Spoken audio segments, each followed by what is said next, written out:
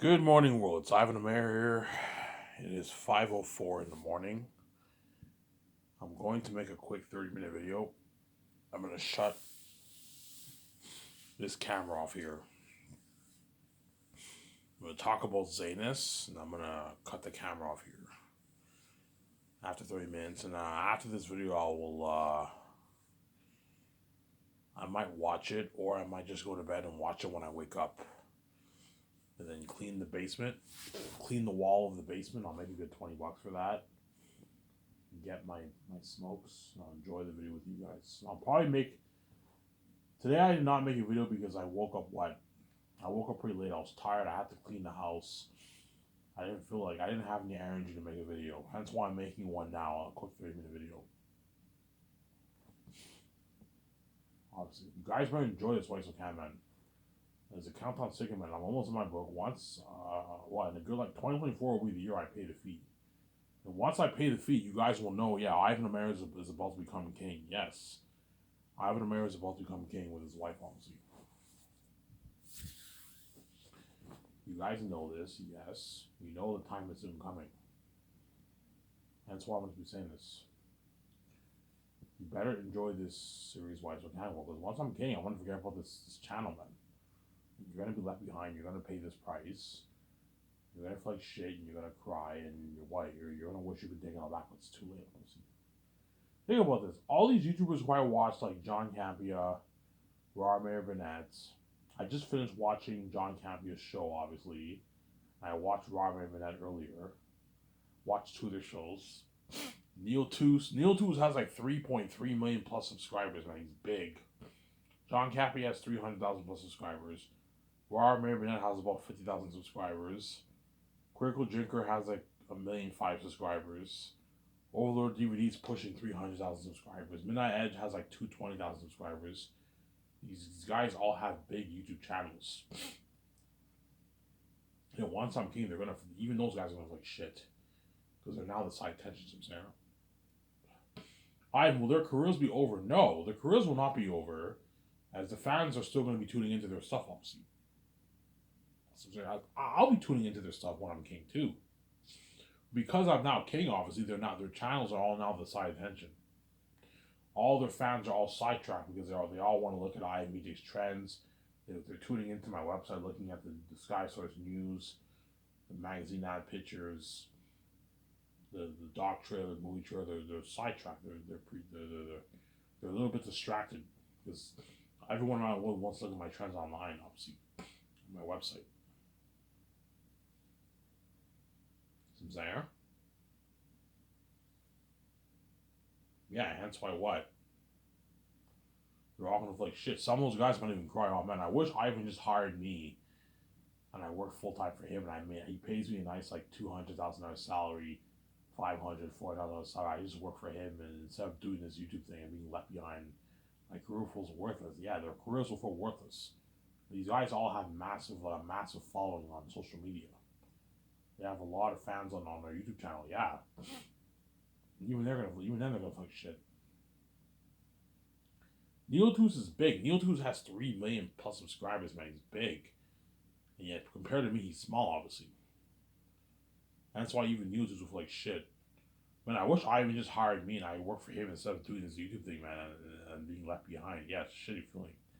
While these guys do their live videos, all their fans are tuning into iMedia's trends, tuning into my website, my doctor movie show. Yeah, they all feel like shit. While they're doing the videos, the buzz of Zanes is going on. Yeah, man. The buzz of Last of Zanes is going on. Yeah. The buzz of my movie's going on, obviously. Because these guys are fans too, they also want to tune into my trends and website too, obviously. I told you, because it's wide behind the scenes, John Camp and Rarmare Burnett and all them are not going to talk about my movie on a channel. Because I didn't sell. It's all behind the scenes. But guaranteed they're going to mention like code words here and there. Yeah, it's funny. Oh my god, did you see that trailer? I can't wait to see this fucking movie. They might talk about it. You think this movie will do good? They talk about another movie, obviously, but they might throw in a few code words here and there about Zanus. Yeah, this has been crazy. crazy buzz. Yeah, because I did not sell, nothing is in the public eye. And that's why you guys are gonna wish that all this was in the public eye, obviously. But you would have seen all this in the public eye, and you opened the door for me and VJ in the public eye. But you're stupid. If we see hell, we're not gonna let I and VJ be in the public eye. We're not gonna talk about them as long as we see hell. Okay, fine. Well, you know you're not meant for me, obviously. Okay, fine. If you want to keep behind the scenes what I'm thinking, I'm behind the scenes you're left behind. I've experienced that crazy buzz for Zanes. Yeah, the entire world's left behind. $1 billion budget movie, man. $1 billion budget movie. This has been crazy. 40 million towards special effects. This is the most expensive movie trilogy ever made. Yeah. Imagine applying 450 million dollars towards 3 movies. That's crazy, man.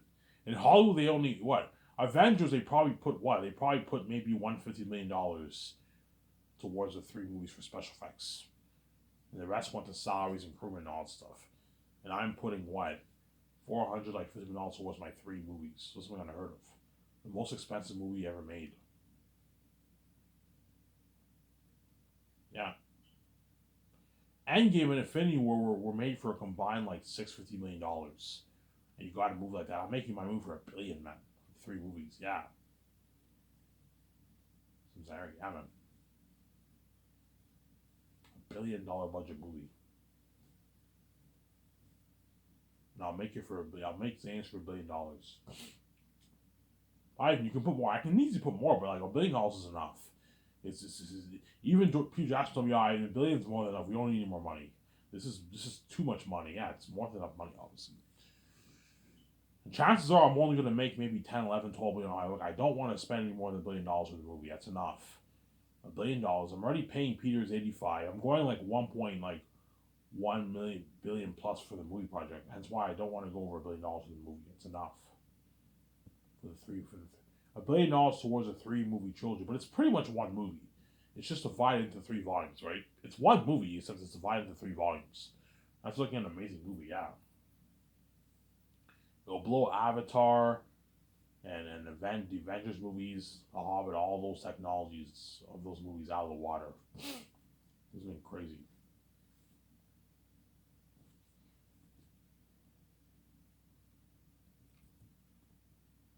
It's been crazy.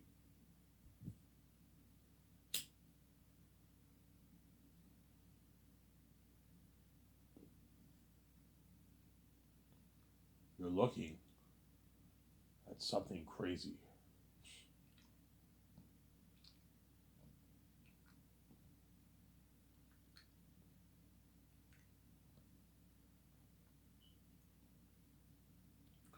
With the buzz of Zanus, man. Crazy worldwide buzz like you've never experienced before.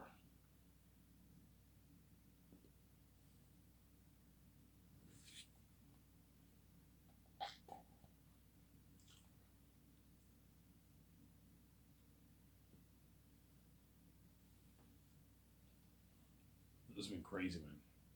John Camp and Robert Redford, they're going to be drooling over my movie, man. Did you see that trailer? Oh my god. I am so hyped to see this movie. You're going to see them all crazy, yeah. Crazy worldwide buzz, yeah, man. They're going to be crazy fans, yeah. I might even what? Guaranteed some of those guys, if I go touring Los Angeles, there's a good chance guys like John Campion, Robert Man, like Crinkle Drinker, and also in Vancouver, Neil Tooth might show up to my event. Yeah, you never. The chances are they might. Some of those guys might even show up to my events. Some celebrities might show up to my event for the world tour in Los Angeles. Yeah, this has been crazy. Yeah, I don't know if they will, but there's a small chance they could perhaps show up. Obviously, right? Because those guys like going to all these events like CinemaCon, Star Wars Celebration. They like going to all these events. Those guys. Hence, there's a good chance if I go touring, and chances are some of those guys might go to my event, obviously, in Los Angeles for my world tour for my movie. Yeah.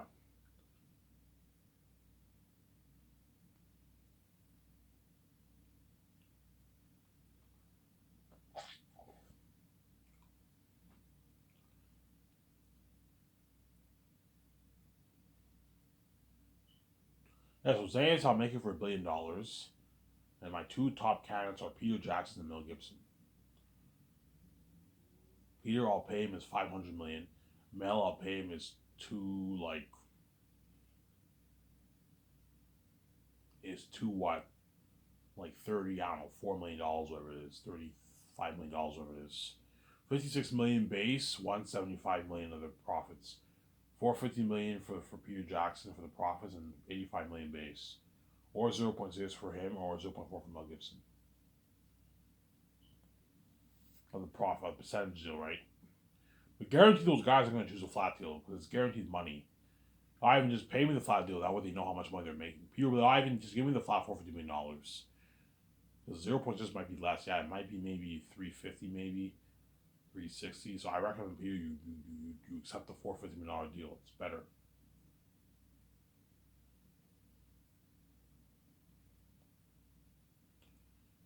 Yeah.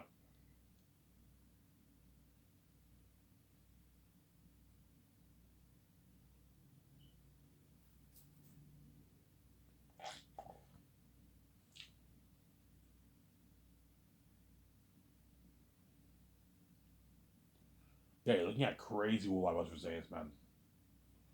You think the buzz of Thanos and Infinity War, you know what I'm saying? The buzz of Thanos and Infinity War, obviously the buzz of Lord of the Rings, the buzz of Star Wars. If you thought that was crazy, nothing compared to Zayn. Zayn's will blow out of the water. All you guys who are in your 50s now, you guys all remember when the original Star Wars trilogy came out, right? In the 80s? The 80s and 70s, obviously. Yeah, remember that buzz? Well, it's nothing compared to the buzz of Zayn. Zayn's will blow out of the water. Star Wars changed cinema, man. Star Wars was a big thing in the 70s. I just watched Rob's recent video, his observation video. Yeah, he said how he remembers watching it when he was a kid, obviously. Yeah, Star Wars was a big thing back in the day, man, in the 70s. There? Yeah, Zayn's will blow that buzz out of the water. Star Wars became a worldwide phenomenon. That's what made George Lucas the man he is today. It made him filthy rich. He created this brand, obviously. I don't know how George Lucas came up with that world of Star Wars. Genius, obviously. And he built that amazing franchise. And then Disney, what? Disney, what?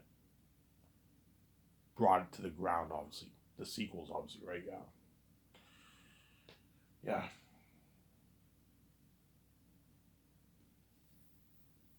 As the Star Wars Originals is one of my favorite movie trilogies ever made. Where would you rank? Star Wars is probably my second favorite trilogy after Lord of the Rings. Star Wars, the originals, probably my second favorite trilogy. Third, a close third is probably maybe Transformers for me, and fourth perhaps maybe The Matrix. The Godfather's up there too, but The Godfather's maybe my eighth, seventh favorite trilogy or something like that. Because The Godfather, even though it's an amazing movie, it's not a movie I can watch over and over again. It's a little boring. A little boring in some. It's a movie that's a little boring in some sections of the movie. It's a little slow in some sections. Sarah, I find Scarface a more entertaining movie to watch than Godfather. I can watch Scarface more times than Godfather, but Godfather is still a better quality movie. Sarah, yeah. But yeah, you're looking crazy. Yeah, the buzz of Zane's will blow even the buzz of Star Wars out of the water. It's been crazy. Yeah. But going back to Peter Jackson, because Peter's greedy, guarantee he's gonna try and push for like an $800 million deal. I'm like, Peter, I'm not gonna pay you $800 million. If I do, you're taking like more than 1% of the pie. Well, raise your deal with Amazon and Ivan. I'm like, Peter, even if I took home 80% of the pie, I wouldn't give you $800 million deal. You rip me off. I'm not gonna give you that, man. You rip me off. Some Sarah. Here's the thing though. If I took home 80%, Peter's 0.6% would be what? Would be about $800 million, $700 million. Because I'm now taking a higher percentage. So if I take 80%, if I take 80% off the deal for Amazon, obviously, Peter would choose the percentage deal, obviously, because he knows he'll make more money. I told you, if I took home 80% of the pie for Amazon, I would lower Peter's amount to like 0.4. 0.4, or even 0.3. 0.3, if me taking 80% at 0.3 is like about $400 million. And Mel Gibson, I give him like 0.2, 0.1. 0.1 is 100 some plus million, $150 million maybe if I take 80% of the pie. Because I'm generous, I'll give Amazon 28%. I take 70. Me and Regis take 72%. And Peter gets $415 million of the profits. I'm not going any higher than that for him. If he wants more money, I'm like, Peter, I'm not going to pay you any more money. You're greedy, man. Stop. I know you like doing this for movies. You like taking all the money for yourself. You did this for Lord of the Rings. You did it for King Kong. You did it for The Hobbit. For King Kong, he made 20 million base, and he took 20% of the gross sales. And I calculated, King Kong did $536 million worldwide gross box office, obviously, and Peter took 20% of that, of the sales. He made $112 million for himself. So Peter made $132 million for the King Kong movie project. And all those actors got their peanuts. They got their like $2 million, $3 million. I don't know, Jack Black, Naomi Watts, and Adrian Brody. Those three actors probably made a couple $1,000,000. And all the other actors probably made a couple $100,000. Because Peter's greedy, man. Yeah, he likes taking all the pie for himself, obviously.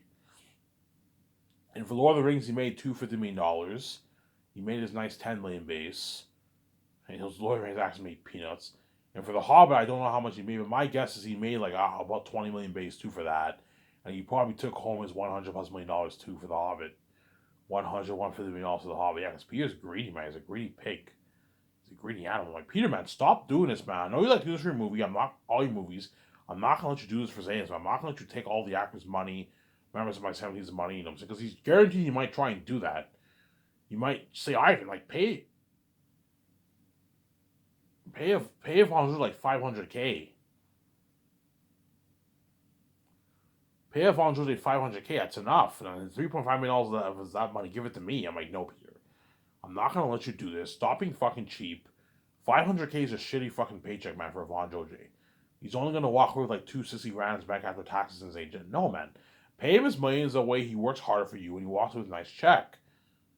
And you get a better movie. I know what I'm doing.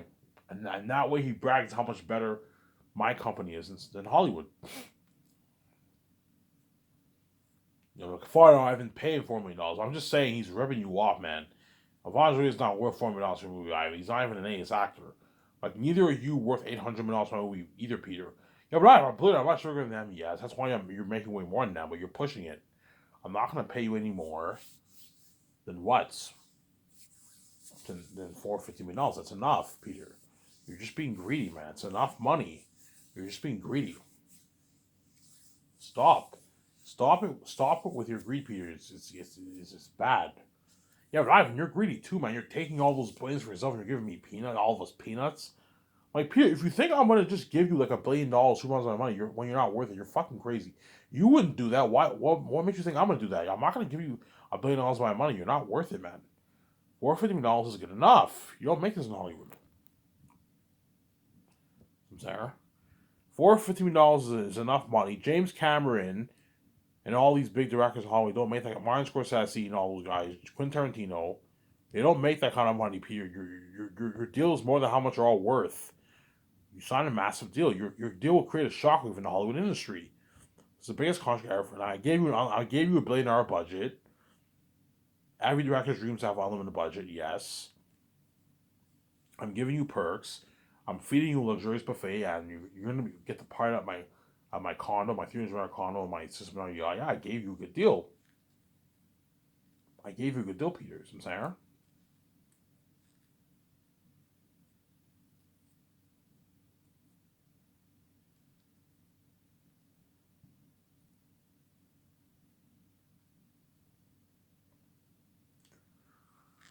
I gave you a good deal.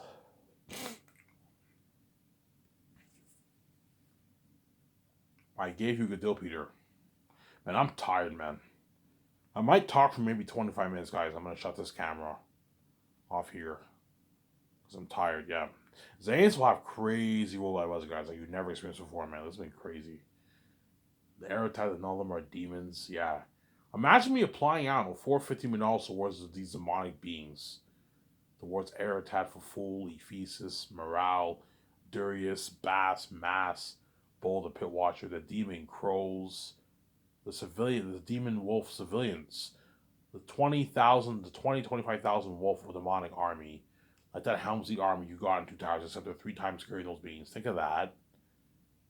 And you also have the demonic bats in the caverns. Look at something amazing, yeah, man. And that's why I believe Zanus will beat out Peter Jackson's Lord of the Rings by a slim margin. He'll beat it out. What kind of amazing movie.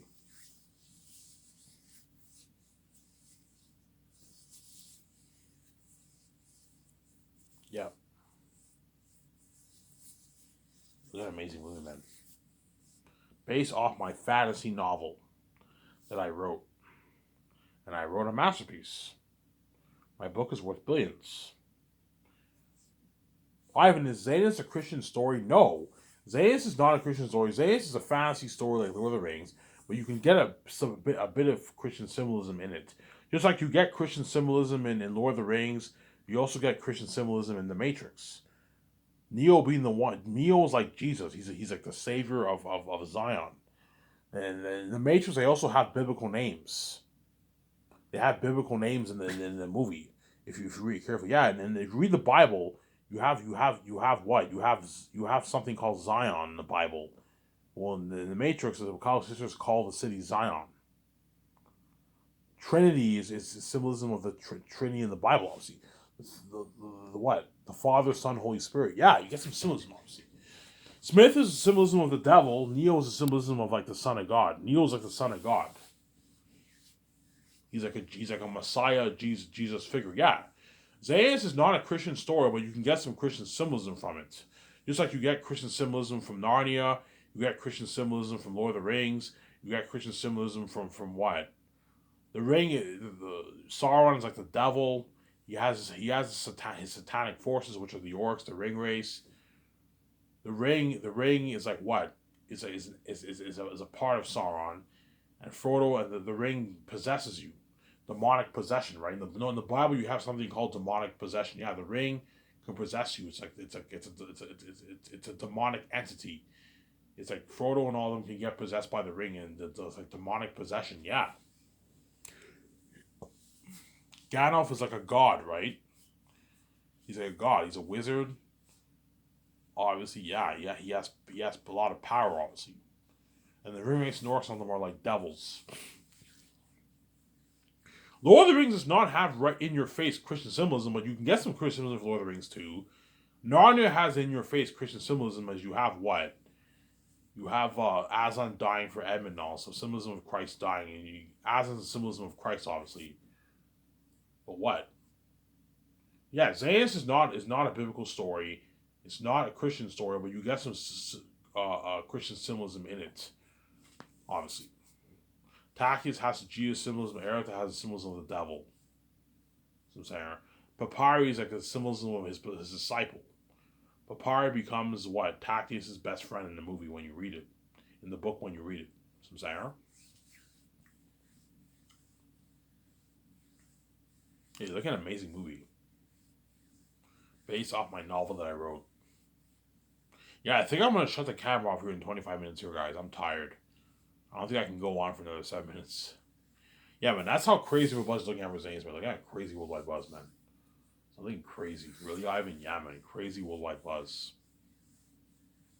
This has been crazy. Yeah, hence why what? I want to be living that life, and you will be left behind. You're not going to be saved. Yeah.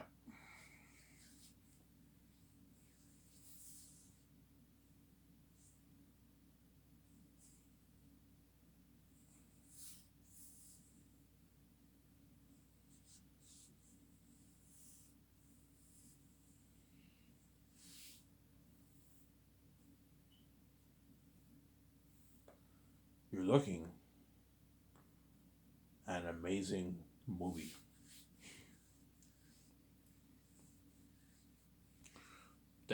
To what? Before I shut this camera off here, my book is so good that all the CEOs in Hollywood are gonna want to get their hands on my story.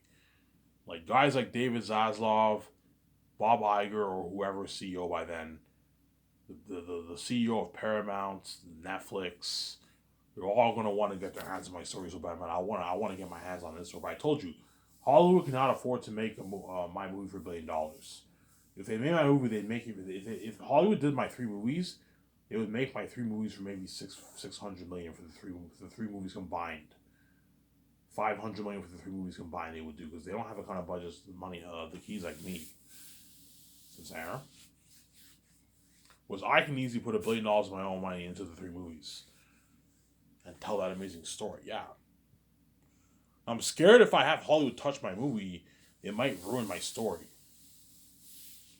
You know what I'm saying? Yeah. I told you, if I was in Hollywood, Hollywood would probably give me power. The Hollywood companies would give me a lot of power for my things. Ivan will give you a lot of power. They'd even have me co-write. Ivan, you can co-write it. We'll give you a lot of say in the creative decisions, obviously. But I told you, I don't want anyone touching my story, and I don't want to be in Hollywood. I don't want to sell. Selling is a trap. I don't want to share. I want to have each all to myself, and I don't want to what? I don't want to have a garbage wife. I don't want to be sharing all these garbage around the world. Because you guys are crazy people, you want me to share because you're crazy people, obviously. Yeah, that's look at my book is, man. All the directors and all James Cameron, Martin Scorsese, Steven Spielberg, you know what I'm saying? Christopher Nolan, Quentin Tarantino, all these directors are going to want to get their hands on my story so bad. Like, even the great directors are going to want to get their hands on my story. Yeah, man. Because my book is that good. It's a masterpiece.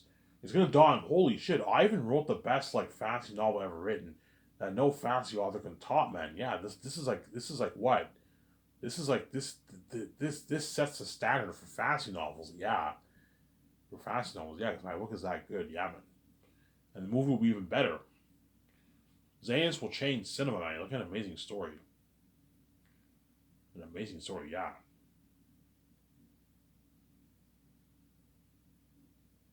Awesome.